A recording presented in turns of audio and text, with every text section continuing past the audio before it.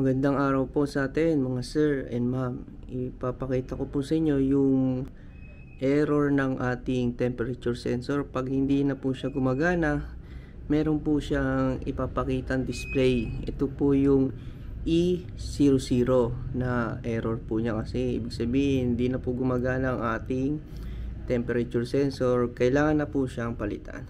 So pakita po natin. So ngayon, normal po yung ating coffee bendo. At anong mangyayari pag nasira ang ating temperature sensor? Sige po.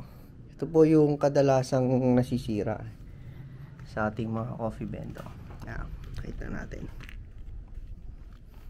Ito pala yung, ayan po, yung may, ayan, itim, tapos yan, yung mahaba na yan. Yan po ang temperature sensor. Mamaya hugutin po natin para makita nyo po yung itsura nya. So ngayon, susubukan po nating i-disconnect. Kunyari lang po nasira yung ating temperature sensor po, ano. Sige. Yan. Kunyari nasira siya. Sira yung ating temperature sensor. Pakita natin yung anong lumabas sa ating display. Ayan po. Medyo hindi siya masyadong malinaw yata sa camera. Pero ang lalabas po is E00. E00 po yung ating display dyan. Ibig sabihin, nasira yung ating temperature sensor. Kailangan na nating palitan. Or kung kaya nyo namang i-troubleshoot, pwede nyo siyang ikabit, tsaka disconnect, connect, disconnect. Baka gumana siya para makatipid din tayo. So po, ibalik natin ang ating temperature sensor. Yan. I-connect lang po natin ulit ito. Itong dalawa. Yan, at i-restart natin. Start natin. Ayan. So, connected na siya. Tingnan natin kung babalik ba sa normal ang ating, ayan. So, ayan po. Hindi na lumilitaw yung error na E00. So, yan po ang ating nagiging problema pag nasira ang ating temperature sensor. Ipapakita ko po sa inyo yung itsura ng ating temperature sensor, pero papalamigin muna natin, tsaka i-drain po natin to, kasi patayin muna natin. I-drain natin kasi pag binunot ko yung temperature sensor, aapaw po yung tubig, lalabas yung tubig dyan.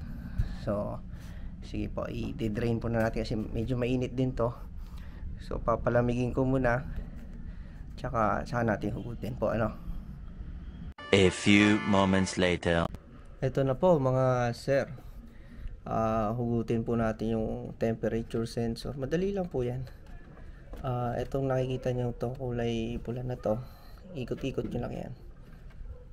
Mahugot po. Mahirap hugutin eh. Yan. Ikot nyo lang yung pula ito. Ayan. Kita nyo yung pula na yan. Ikot-ikot nyo lang po yan. Madaling hugutin. Yan. Kita nyo. Yan. Haba oh. Ito yung ating temperature sensor. Yan.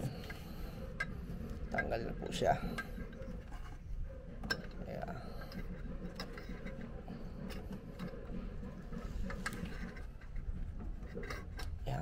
Yan po, yan yung temperature sensor natin. Yung mga nagbebenta po nito, hindi po sinasama itong itong kulay pula. Tanggalin niyo po ito. Yan.